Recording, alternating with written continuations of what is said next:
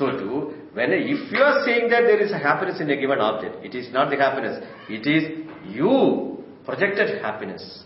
You projected your security or happiness in an object. Suddenly there is a desire born. When you gain it, what has gone is the desire. Once the desire is gone, the sense of duality between the object and you got resolved. Then you are enjoying the oneness between you and the world. That is what we call happiness. Happiness is not sensation. We are not talking about physical comforts, nor we are talking about sensations. We are talking about a state of happiness. That happiness is always there. And we create unhappiness with our demand and resistance with the world. Out of our own sense of duality. So the duality, Dvaidadhi bhayam bhavati. Dvaidadhi bhayam bhavati. The sense of duality creates dukkha. Because the Chidakasha, what if this body which you carry, and the Chidakasha in which the whole perception is happening, therefore Chidakasha is dimensionless. In this dimensionless Chidakasha, then the body is as though an adjunct.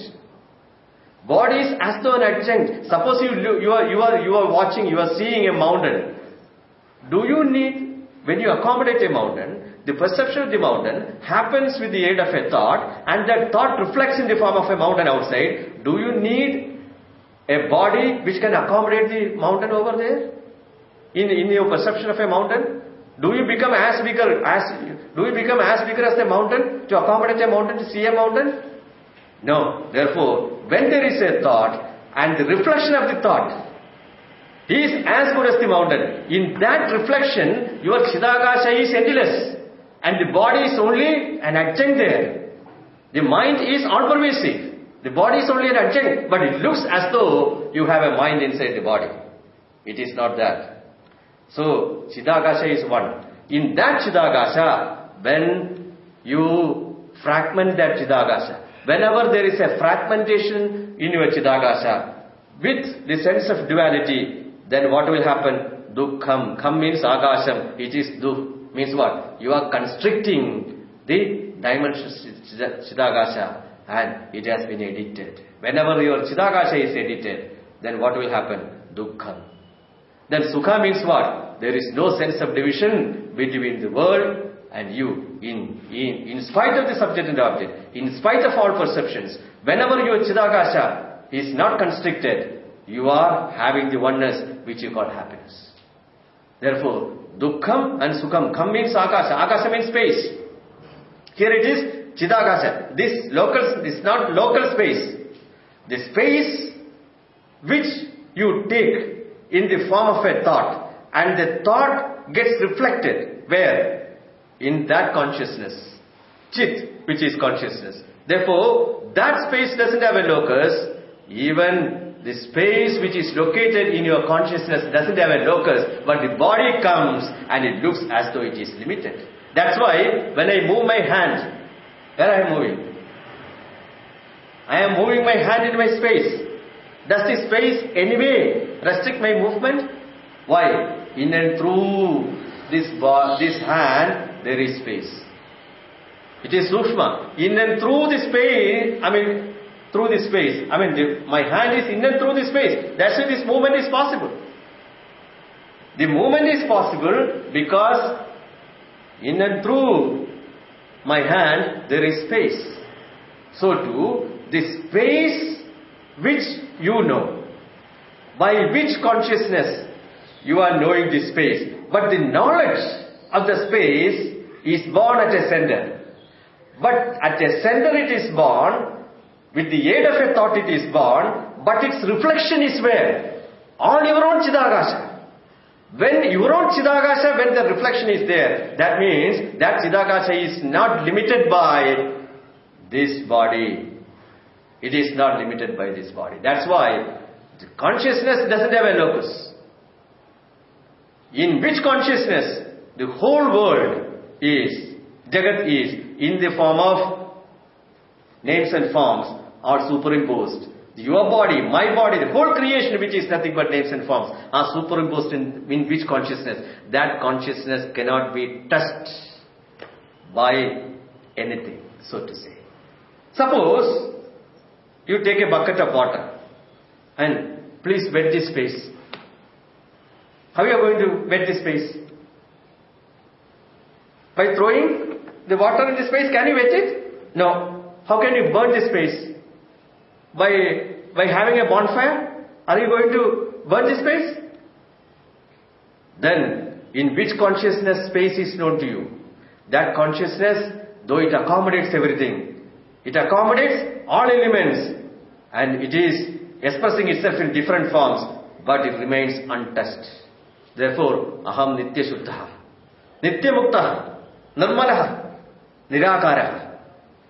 So, the center as though is there for you to receive the world in the form of vrittis, but the adhara of the vritti, of every vritti of that center is shuddham, nitya shuddham. Therefore, this center which you call ahamiti bhava, or this essence, is nothing but a form superimposed upon the Chidagasha. Even when that Chidagasha there is a superimposition, I am free, because it is unreal. Like a form is superimposed upon the water, you call it wave. Another form is superimposed upon the water, which you call ocean. Both are forms, but what is there is only water. So too, in the Chidagasha, this body, in this empirical order of reality, it has got a form. And this form is superimposed. So too, suppose there is a glass of water, and you have a vapor, and you have some ice cubes in another glass. What is the truth of all these three? Can you drink vapor? No. Can you drink ice cubes? No. What you can drink? Only water you can drink. But that in no way that will affect the truth of it. The truth of vapor is also H2O. The truth of water is also H2O. The truth of ice cubes are also H2O. So the truth is H2O, but functions differ.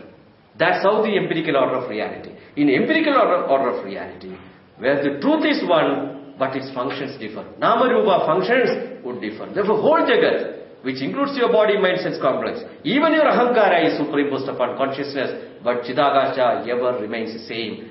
Then what? I am free. That's why Bhagavan has said, and that Chidagasha, which is consciousness, is ever there. That's why in Zen, they say, you have to do dhyana, meditation. What? Meditation upon your face before you are born. Do some meditation upon your original face before you are born. What is your original face before you are born? Self-evident aham is always there. Consciousness is always there. An adjunct in the form of Nama-rupa has come. Out of ignorance, you identified with it. Therefore, you can do business with the world. Therefore, the empirical order of reality and the reality. In fact, all the empirical order of reality in the form of names and forms are superimposed upon you, the consciousness. And you are not touched by time, nor by space, nor by any forms. I am free. If you are free, it is a luxury to have one addition of body. Any addition of body is a luxury. Any body is a luxury. And any mind is a limited mind. Any body is a limited body. Any mind is a limited mind. Anyway, your senses are anyway edited, embarrassingly edited and given to you. Therefore, everything becomes what? A luxury. It's not a necessity. The whole thing becomes a luxury. That's why we have this Kauvira Panchaka. Vedanta Vakyeshu Sadaramandaha Bhikshanna Matrena Turtimandaha Ashoka Vandah Karunaiga Vandaha Kaupina Vandaha Khalu Bhagya Vandaha. The meaning will be seen in the next class. Om Purnamadaha Purnamidam Purnat Purnamudachade Purnasya Purnamadaya Purnameva Om Shanti Shanti Shanti Harihi Om Shri Gurubhyo Namaha Harihi Om.